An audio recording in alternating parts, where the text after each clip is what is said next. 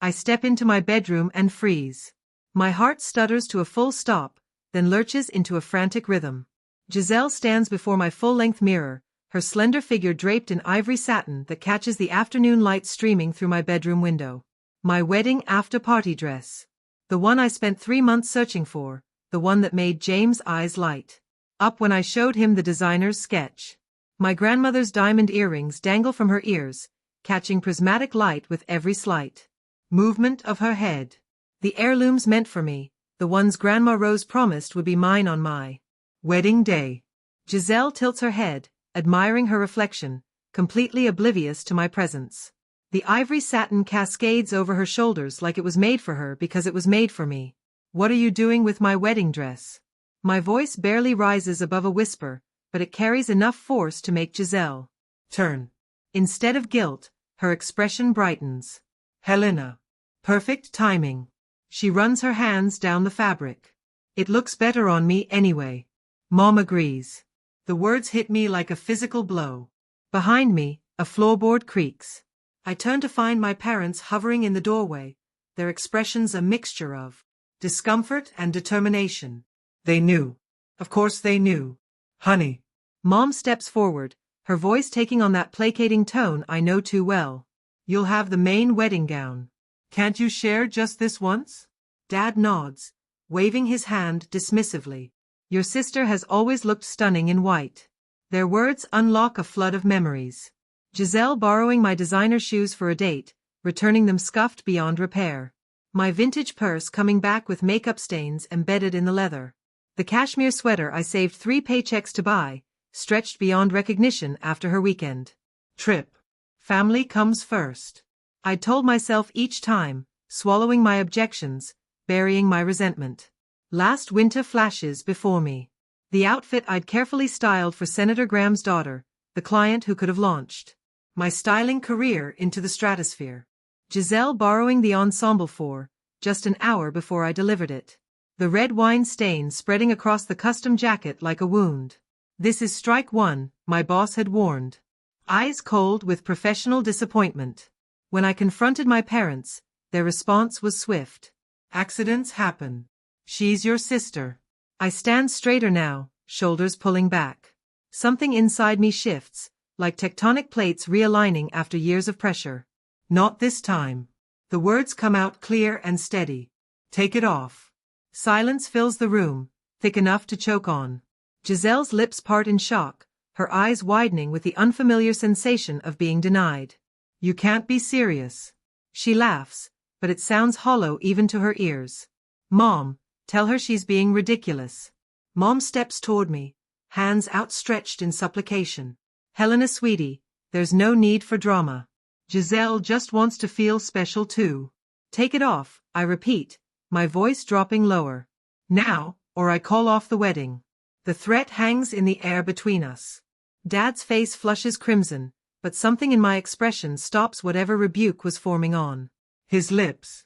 Fine, Giselle spits the word. I didn't want your stupid dress anyway. Her fingers fumble with the delicate zipper, her movements deliberately rough. I step forward and catch her wrist before she can damage the fabric. The earrings too, I say quietly. With exaggerated care, she removes my grandmother's earrings, dropping them into my palm with enough force to make a statement. The diamonds burn cold against my skin. Later, after Giselle has flounced from my room in theatrical outrage, I hang the dress in my closet. My parents' cold glares follow me, promising consequences for this rebellion. I run my fingers over the smooth fabric, heart still pounding. For 27 years, I've stepped aside, made room, kept peace, the good daughter, the responsible one, the one who understands. Looking at the dress, my dress, I make a silent promise. Not anymore. They've taken enough. This wedding will be mine, and God help anyone who tries to steal another piece of me. The following day, James drops his notebook on our coffee table and rubs his temples. So that's it? We've decided on the honey lavender cake with buttercream frosting? I nod, leaning back into our sofa. After weeks of tastings and disagreements, we finally lock down the last major wedding decision. James reaches for my hand, his thumb tracing circles on my palm. 3 more weeks. Helena. Just 3 more weeks until you're Mrs. Helena Wells. The doorbell chimes before I can respond. I check my phone, no scheduled visits. James raises an eyebrow but rises to answer it. My parents' voices float from the entryway, my mother's rapid-fire questions about our new sofa slicing through the peaceful afternoon. They didn't call. They never call. They just appear, like unwelcome spirits summoned by wedding planning. We brought the family wedding planner, Mom announces, swooping into our living room. She clutches a leather-bound binder that I've never seen before. Dad follows, his eyes darting around our apartment, mentally calculating what we paid for everything. We've made some adjustments. Mom continues, spreading the binder across our coffee table, covering our own notes. Just small tweaks to make everything perfect. James catches my eye as he settles beside me. His fingers find mine again, squeezing gently. Mom flips to a page labeled bridal party and points to a new notation I've never seen. We've added Giselle as co-bride with a matching white gown and coordinating jewelry. Note. The room tilts sideways. Co-bride? James leans forward. There's no such thing as a co-bride. It's our wedding. Mom waves her hand dismissively. It's a new trend. Very European. It's not a trend, I say, my voice steadier than I feel. And it's not happening. And it's not happening. Dad clears his throat. Helena, be reasonable. Your sister has been looking forward to this. Looking forward to what? My wedding? The words scrape my throat. To sharing this special day, Mom corrects, her smile tightening at the corners. After they leave with promises to discuss this further, I sit at our laptop and check my email. Something feels wrong. I type wedding in the search bar and watch as dozens of exchanges between my mother and our venue appear emails where I was not copied. James. I call, my voice barely audible. You need to see this. He reads over my shoulder, his breath catching. Special instructions to the venue coordinator about highlighting both sisters equally. Detailed arrangements for balanced photo opportunities. A request for 2 bridal suites. My phone buzzes with a notification. Giselle has tagged me in an Instagram post. My stomach clenches as I open it. There she stands in my after-party dress, now altered slightly, with the caption, "Final." Fitting for my wedding look. Sister ceremony. Double the brides. The comments flood with confused congratulations. Didn't know you were engaged too. What's a sister ceremony? So cool you're both getting married. My phone rings. Aunt Catherine from Virginia. Helena. Honey. Your mother just told me about this unusual sister ceremony. Is this something you really want? The room spins as I try to explain that none of this was my idea. More calls follow. Family friends. Distant relatives. All confused. All asking the same question. Why am I making my sister a co-bride? When I confront my mother by phone, her voice drips with practiced martyrdom.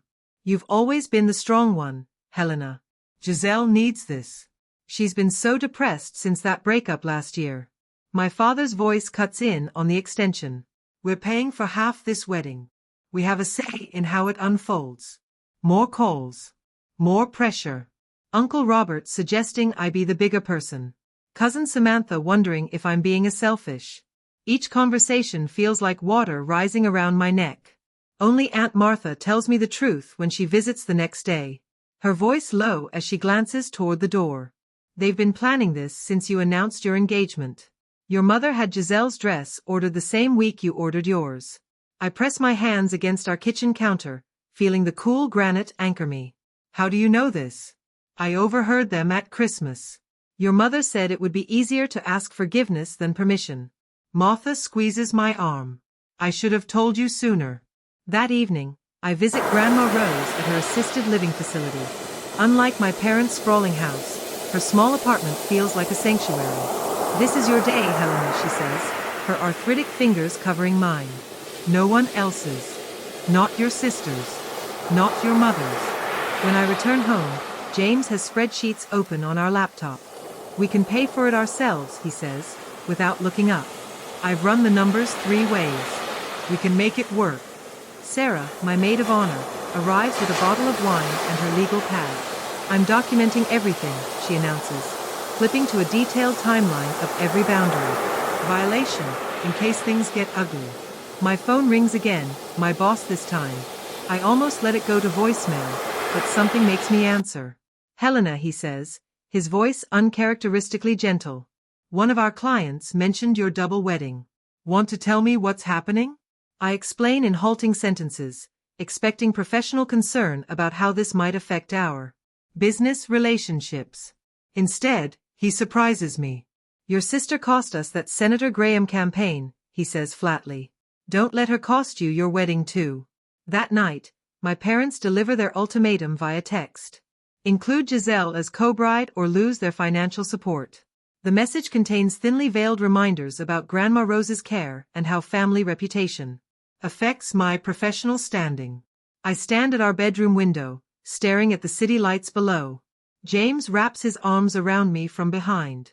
This isn't just about a dress anymore, I whisper. This is about my entire life. 2 days after finding the messages, my phone screen illuminates with another notification. Giselle's tearful face fills the local morning show segment. All I wanted was to share in my sister's special day. The host nods sympathetically. And she refused to let you wear the dress? She threatened to cancel the entire wedding. Giselle dabs at her eyes with a tissue. After everything our family has done for her, I slam my coffee mug down so hard liquid sloshes onto my kitchen counter. The morning show host doesn't mention how Giselle tried on my dress without permission, how she's borrowed and ruined my things for 27 years, or how this wedding is supposed to be about James and me, not her. Within hours, share with sister trends on local social media. My cousin Denise texts. Is it really such a big deal? Family should come first. My phone rings. Aunt Carol, who hasn't called me in 3 years. Helena, I raised you better than this. Your mother is heartbroken. I grip the phone tighter. Did Mom mention she tried to make Giselle a co-bride? Don't be dramatic. She just wants both her daughters to shine. The doorbell rings. A delivery man hands me a stack of letters from my parents' church congregation. The top envelope, already opened, contains a handwritten note. Honor thy father and mother. I drop the pile into the recycling bin. Monday morning at the studio, I arrange outfits for Valerie Torres, an influencer with 2 million followers. My concentration fractures with each phone vibration. 12 texts from Mom, 7 from Dad, 23 from Giselle. Is everything okay? Valerie asks, studying my face as I adjust her collar. You seem distracted. Everything's fine. I lie, pinning the hem of her dress. I saw that news segment with your sister. Valerie tilts her head. Wedding drama, right? My followers are talking about it. My hands freeze mid-pin. My private life. My professional space. The boundaries blurring like watercolors in rain. It's complicated. I manage. After Valerie leaves, Diana, my boss, calls me into her office. The morning segment plays silently on her computer screen. This needs to stay out of the studio, she says, gesturing toward the footage. Clients come to us for perfection, not family soap operas. Keep it together or take a leave of absence. I nod, throat tight. It won't be an issue. Tuesday evening, I drive to Grandmother Rose's cottage in Pasadena. The familiar scent of cinnamon and old books wraps around me as I step inside. Her walls display family photos spanning decades, including one of my mother and her sister at a Grandmother Rose guides me to her worn floral sofa. The tears come without warning. They're making me the villain. Giselle went on television. The church congregation sent letters. My boss threatened my job. She holds my hand, her skin paper-thin but her grip surprisingly strong. Your mother did the same to her sister. I look up, startled. What? At Louise's wedding. Your mother wore white, insisted on standing next to the bride in photos, demanded matching flowers. When Louise objected, your grandpa sided with your mother. She sighs. They haven't spoken in 30 years. I didn't know. I need to. Some patterns need to be broken, dear. Someone has to be brave enough. She squeezes my fingers. And you've always been the strong one. Grandmother Rose stands slowly, her knees creaking. I have something that might help you. She leads me to her bedroom where a cedar chest sits at the foot of her bed. The hinges protest as she lifts the lid. Inside, beneath a crocheted blanket, lies a stack of legal documents. What are these? I ask, taking the folder she hands me. Look at the house deed first. I scan the document, my eyes catching on my own name next to hers. I'm a co-owner of your house? She nods. Since your 25th birthday. The next document shows the family trust. My name appears prominently as executor of my grandmother's estate. Grandma, I don't understand. I've been watching this happen for years, she says simply. Your parents have always allowed Giselle to take what's yours. I wanted to make sure they couldn't take everything. The weight of what she's telling me settles on my shoulders. You've been protecting me all this time. Now you can protect yourself. The next morning, I meet Tasha, a wedding planner not connected to my mother's social circle. Her office walls display photos of unique celebrations, none featuring matching sister gowns. Tell me what you want, she says, emphasizing the word. For the first time since my engagement, someone asks what I want instead of telling me what I should accommodate. Security. I say immediately. People who will enforce the guest list and keep certain family members from disrupting things. Tasha doesn't blink. We can arrange that. That afternoon, James's college roommate Marcus, now an IT security consultant, helps me change every password connected to our wedding. Vendor accounts, venue booking, photography portal. Your family won't be able to make unauthorized changes, he promises, typing rapidly. I've added two-factor authentication to everything. I call the venue directly, speaking with the manager instead of the coordinator, my mother. Befriended. I'm the bride, the only bride. I clarify. Any changes must come directly from me or my fiancé, no exceptions. Understood, Ms. Carter. We'll update our files immediately. The satisfaction of reclaiming my wedding spreads through me like warmth after winter. I transfer funds from my savings account to cover my parents' portion of the costs. The confirmation email arrives with a finality that feels like freedom. That night, I sleep in our apartment with my phone turned off. No text demanding explanations. No calls filled with guilt. No social media notifications about family loyalty. James finds me on the balcony the next morning, watching the sunrise with a cup of coffee. You look different, he says, joining me. I feel different. For the first time in weeks, my shoulders don't carry the familiar tension. The knot in my stomach has loosened. I've spent my life trying to keep peace by giving pieces of myself away. Now I'm gathering those pieces back, one boundary at a time. Some might call it selfish, I call it survival. Later that week, after I thoroughly checked every part of the plan, I met my family for dinner. It's time to begin. You were right, I tell my mother, watching her shoulders relax as she serves another helping of pot roast. Family should come first. The dining room falls into stunned silence. Dad's fork pauses halfway to his mouth. Giselle, sitting across from me, narrows her eyes in suspicion before a slow smile spreads across her face. I knew you'd come around, Mom says, patting my hand. The diamond on her wedding band catches the light, reminding me of Grandma Rose's earrings. We all want your wedding to be perfect. For everyone, Dad adds pointedly, reaching for his wine glass. I nod, swallowing the bitter taste in my mouth. Actually, I was thinking Giselle might want to try on the after-party dress one more time, for proper measurements. Giselle nearly knocks over her water glass. Really? Really, I confirm, pulling my phone from my purse. Maybe we could take some photos for the memory book. Later, as Giselle twirls in my bedroom, I snap photo after photo. The ivory satin flows around her ankles as she poses dramatically beside my dressing table. Mom hovers nearby, her smile triumphant. The earrings dangle from Giselle's ears, catching prismatic light with each movement. These photos will be treasured forever, Mom says, squeezing my arm. I smile, clicking one final shot. Yes, they will. While they chatter about shoe options, I step into the hallway, thumb moving swiftly over my phone screen. The carefully crafted email sends with a quiet whoosh. My chest loosens for the first time in weeks. The next morning, my social media post goes live at precisely 8 a.m., when Dad starts his workday, and Mom checks her accounts over coffee. A bride deserves respect, reads the caption. Below it, a gallery unfolds. My designer shoes before Giselle borrowed them, then after scuffed beyond repair. My vintage purse, once pristine, now stained with makeup.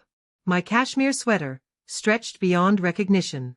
And finally, Giselle wearing my wedding after-party dress, and grandmother's earrings. The comments flood in immediately. My professional colleagues rally with supportive messages and a hashtag that starts trending by noon, bride not bullied. My phone begins vibrating non-stop. I silence it, sliding it into my desk drawer at work. My boss passes by, glancing at my computer screen where the post continues gathering momentum. About time, she says simply, and walks away. By lunch, 3 wedding vendors have publicly confirmed they will only take instructions from the actual bride, Helena Carter. My mother has called 17 times. I send each call to voicemail. What are you doing? James asks when I arrive at the bank that afternoon. His voice holds no judgment, only curiosity.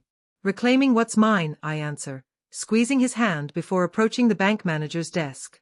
I spread the documentation across the polished surface.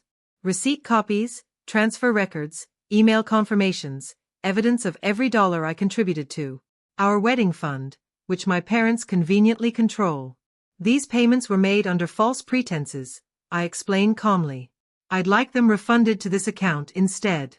The manager reviews the paperwork, nodding slowly. Everything appears in order, Miss Carter. James watches in quiet amazement as the manager processes the transfers. 20 minutes later, we walk out with financial leverage eliminated. My parents can no longer threaten to withhold funds they no longer control. I record a brief message on my parents' answering machine. I've handled the payments. The wedding will proceed as James and I planned it. The dress disappearance is my final move. I know Giselle's schedule by heart. 27 years of accommodating her has its advantages. While she's at her hair appointment, I empty my closet of everything wedding-related. My phone buzzes with Giselle's name 30 minutes later. Where is it? Her voice trembles with rage. Mom and Dad are furious. I imagine they are. I fold the ivory dress carefully into an acid-free box at my grandmother's house, miles away from prying hands. You can't do this. Giselle shrieks. That dress looked better on me anyway. Some things aren't meant to be shared. I place Grandma Rose's earrings in their velvet case beside the dress. Especially when they were never yours to begin with. I end the call amid her protests, powering off my phone completely. Grandmother watches from her armchair, a small smile playing at the corners of her mouth. They'll be livid, she says, not sounding troubled by the prospect. Let them be. I close the lid on the box, running my fingers over the smooth surface. They've had control of my narrative for 27 years.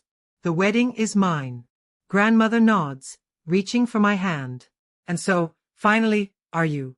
On the wedding day, I arrive at the venue 3 hours before the ceremony to find chaos already brewing. Through the glass doors, I spot Mom gesturing dramatically to the venue coordinator while Dad waves what looks like our contract in the air. Giselle stands slightly behind them, draped in a white dress suspiciously similar to my wedding gown. We had an understanding about the sister ceremony. Mom insists, her voice carrying across the marble foyer. It's a family tradition. The venue coordinator looks baffled. Ma'am, there's nothing in our paperwork about 2 brides. It's a verbal agreement, Dad blusters. We could pursue legal action for breach of contract. I grip James' hand tighter as we watch through the window. His college roommates, our impromptu security team, stand at strategic points around the entrance, looking both professional and immovable in their suits. Ready? James asks, squeezing my fingers. I nod. More than ever. When we enter, Mom's face pales. Giselle's mouth forms a perfect O of surprise. They didn't expect me for another hour, plenty of time to rearrange my wedding. Miss Carter, the coordinator rushes over, relief washing across her face. Perhaps you can clarify? There is no sister ceremony, I say, loud enough for the small crowd of workers to hear. My parents and sister are confused. I turn to Marcus, James' former linebacker friend now working security. Please ensure they stay in the designated family area until the ceremony. They're not authorized to make changes to any arrangements. Dad's face flushes crimson. You can't. I interrupt, my voice steady. And I am. 2 hours later I stand in the bridal suite with Grandma Rose adjusting my veil. My wedding gown, the main one, not the reception dress Giselle tried to claim, cascades around me in waves of delicate lace. You look magnificent, Grandma says, her fingers trembling slightly as she secures the veil with a vintage pearl pin. Strong. Sarah, my maid of honor, returns from scouting the ceremony space. Your parents got the message. They're sitting in the front row looking like they've swallowed lemons. She grins. And Giselle keeps trying to make her dress look more bridal by adding flowers from the centerpieces. I should feel nervous, but a strange calm has settled over me. Let's do this. The processional music swells as I take Grandma's arm. We plan this carefully, no father walking me down the aisle. Instead, the woman who showed me what real support means guides me toward my future. As we enter, I hear the celebrant's voice ring clear. Today we gather to witness the union of Helena and James only. She places deliberate emphasis on the final word, making several guests shift uncomfortably. Mom's smile looks brittle. Dad stares straight ahead. Giselle fidgets with her costume jewelry, a poor imitation of Grandma's diamonds currently nestled in my bridal suite safe. I lock eyes with James and never look away. His smile becomes my anchor as I glide past the family that tried to steal. Even this moment. The reception begins with delicious tension as I emerge from the bridal suite in my ivory satin after-party dress, the one from the ambush. Grandma's diamond earrings catch the chandelier light with every movement of my head. The symmetry feels perfect. You reclaimed it, Grandma whispers, adjusting one earring. Everything, I confirm. Giselle sits at the family table, her expression fluctuating between outrage and calculation. Mom's anger shows in her white-knuckled grip on her champagne glass. The photographer captures it all, immortalizing their displeasure alongside my joy. When it's time for toasts, I rise first. To those who truly support us and respect our boundaries, I say, raising my glass. Toward Grandma, then James, then Sarah. Notably absent from my gesture, the front family table. The party flows perfectly until I spot Giselle sidling toward the DJ booth. Mom follows close behind, whispering urgently to the wedding planner who shakes her head firmly. Special sister toast, I hear Mom insist. It's traditional. Before Giselle can grab the microphone, James's best man intercepts her with practiced ease. The bride's playlist is quite specific, he says pleasantly, steering her away. I cross the dance floor, stopping directly in front of my sister. Not today, I tell her quietly. Not ever again. Her eyes widen. For once, she seems to understand I mean it. 20 minutes later, Dad corners me near the cake table. We need to talk. I follow my parents into a small side room, where Mom immediately dissolves into tears. You've humiliated us in front of everyone we know. Dad hisses. You'll regret this public display. Mom dabs her eyes dramatically. After all we've done for you. The sacrifices. The support. I study them both, really look at them perhaps for the first time. Mom's tears that appear and vanish with strategic precision. Dad's authority that crumbles when challenged. Thank you, I say finally. They look startled. For what? Mom asks cautiously. For showing me exactly who you are. I straighten my grandmother's earrings. Now I know exactly who I need to be. And Dad steps forward. If you walk out that door. You'll what? I ask. Take my car? My inheritance? My wedding dress? You've been taking pieces of me my entire life. There's nothing left for you to claim. I open the door, pausing in the threshold. Enjoy the cake. I picked chocolate because it was the only flavor Giselle hates. The reception continues without them. James finds me on the dance floor, pulling me close as we sway to our song. Over his shoulder, I watch my grandmother chatting happily with his parents. Her diamonds catching the light with every laugh. Some jewelry isn't just decoration. Sometimes, it's armor. 6 months later, I stand in the bay window of our Connecticut living room, watching autumn leaves spiral across the lawn. 3 states and 800 miles now separate us from my family. The distance feels like oxygen. More coffee? James asks, patting across the hardwood floors in his weekend socks. Please. I accept the mug, inhaling the rich aroma. I was just thinking how quiet it is. No unexpected visits. No drama. No one borrowing my things. James settles beside me on the window seat. Your mother called again yesterday. I know. I curl my fingers around the warm ceramic. I'll call back next week.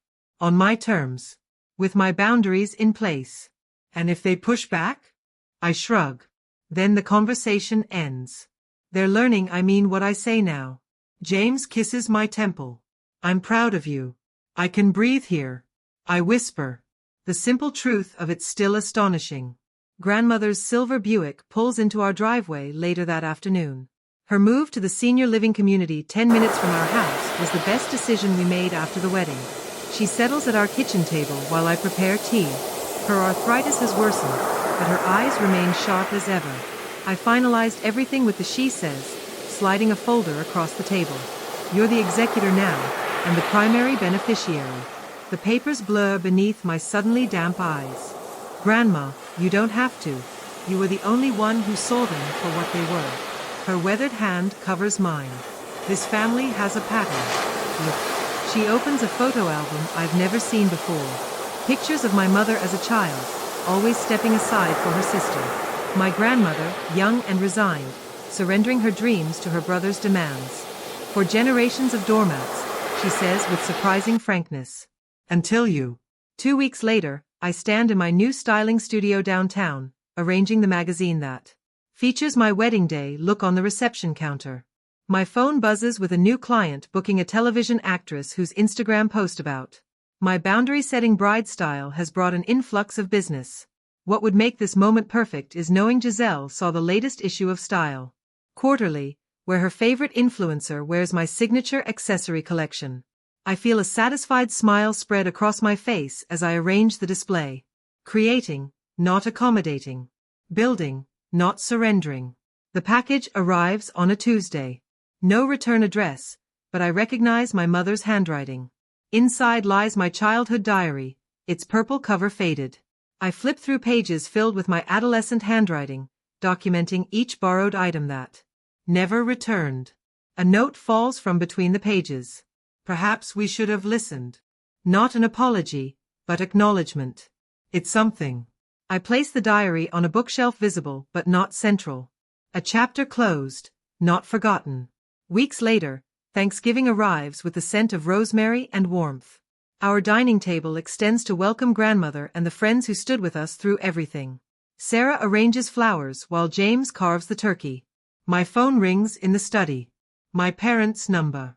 Do you need to get that? Grandmother asks, knowing exactly who's calling.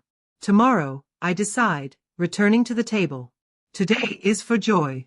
Today is for joy. We raise glasses as James offers a toast, to chosen family and hard-earned peace. I look around at these people who love without conditions, who support without manipulation, and feel the rightness of this moment.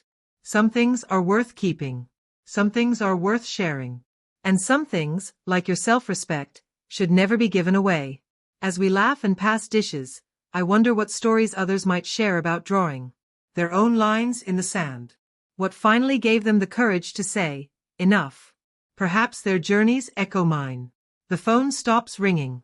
Tomorrow is soon enough.